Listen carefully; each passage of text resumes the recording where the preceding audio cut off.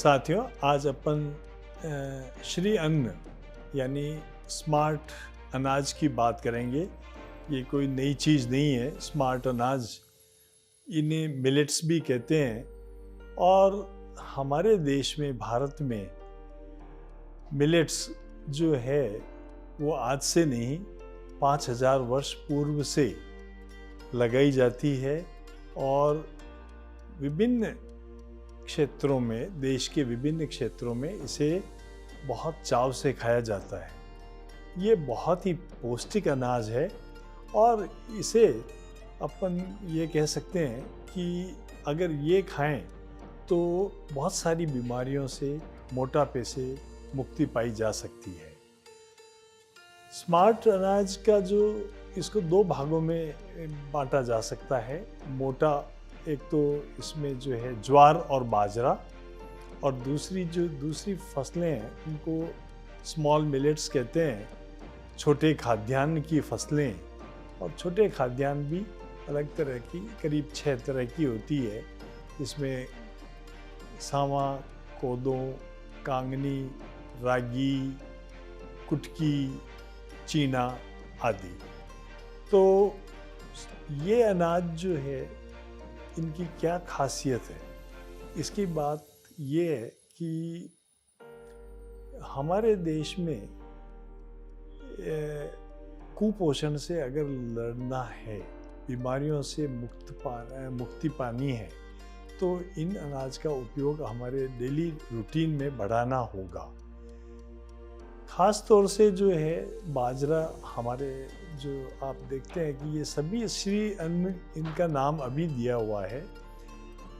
सन 2023 में इसे इंटरनेशनल, अंतर्राष्ट्रीय वर्ष कहा गया मिलेट्स का। और वो भारत की तरफ से ये प्रस्ताव यूएन को दिया गया, जिसको कि करीब 72 से अधिक देशों ने इसका समर्थन किया। प्रस्ताव 2018 में दिया था, लेकिन 2023 को अंतर्राष्ट्रीय वर्ष घोषित किया गया श्री अन्न के लिए, इंटरनेशनल ईयर ऑफ मिलेट्स। और तब से पूरे विश्व में इन खाद्यान्नों ने धूम मचा रखी है।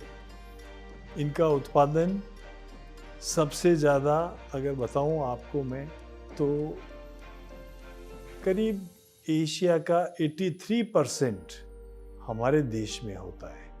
और अगर पूरे विश्व की बात करें तो करीब 41% विश्व के छोटे खाद्यान्न या मिलेट्स, सभी तरह के, वो हमारे देश में 41% उसका शेयर है। तो पर्टिकुलरली अगर अपन बात करें राजस्थान की, दक्षिणी राजस्थान की, तो ये तो बहुत वर्ष, 5000 वर्ष से भी इसका पुराना इतिहास मिलता है। आप सबने सुना भी होगा कि महाराणा प्रताप के बच्चे ने, जब हल्दीघाटी का युद्ध था, तो एक कविता में आता है कि उसने घास की रोटी खाई। ये घास और कुछ नहीं था, ये अनाज, ये श्री अन्न था, छोटे खाद्यान्न की फसलों का ही पार्ट था। और ये बहुत पौष्टिक है। तो मोटे रूप से, जैसा मैंने बताया, ज्वार, बाजरा और दूसरे छोटे खाद्यान्न की फसलें। छोटे खाद्यान्न इसलिए कहा है उनको कि उनका दाना छोटा होता है। अब बात करते हैं कि ये जो है, इन फसलों की क्या खास बात है। जैसे मैंने बताया कि ये पोषक है, इनमें विटामिन बहुत है, 7 से 14% तक विटामिन होता है। इसमें फैट जो परसेंट है वो सबसे कम है। इसलिए इन तरह की फसलों को, या इसकी रेसिपीज़ को, या इसकी विभिन्न व्यंजनों को उनको दिया जाता है जो डायबिटीज़ के पेशेंट हों, जिनको फैटी लीवर हो, जो हार्ट पेशेंट हों, जिनको ग्लूटीन की एलर्जी हो, गेहूं से एलर्जी हो, तो उन लोगों के लिए ये एक रामबाण चीज़ है।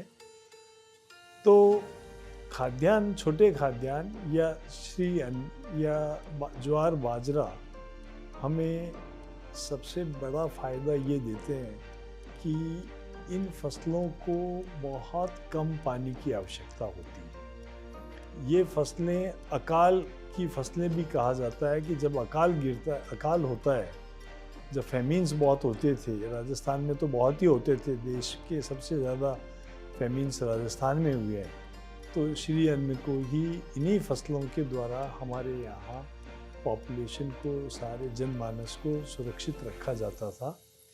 और इनके पोषक होने के साथ साथ ही इनमें बहुत कम पानी की ज़रूरत है।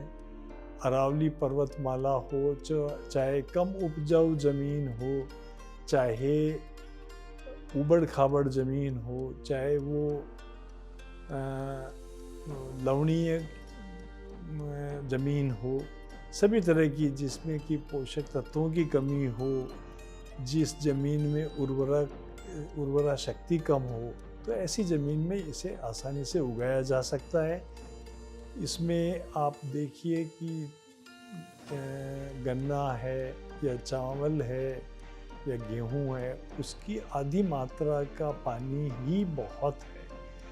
मतलब करीब 30 से 35% दूसरी फसलों के पानी की से उनसे कम इसकी आवश्यकता है।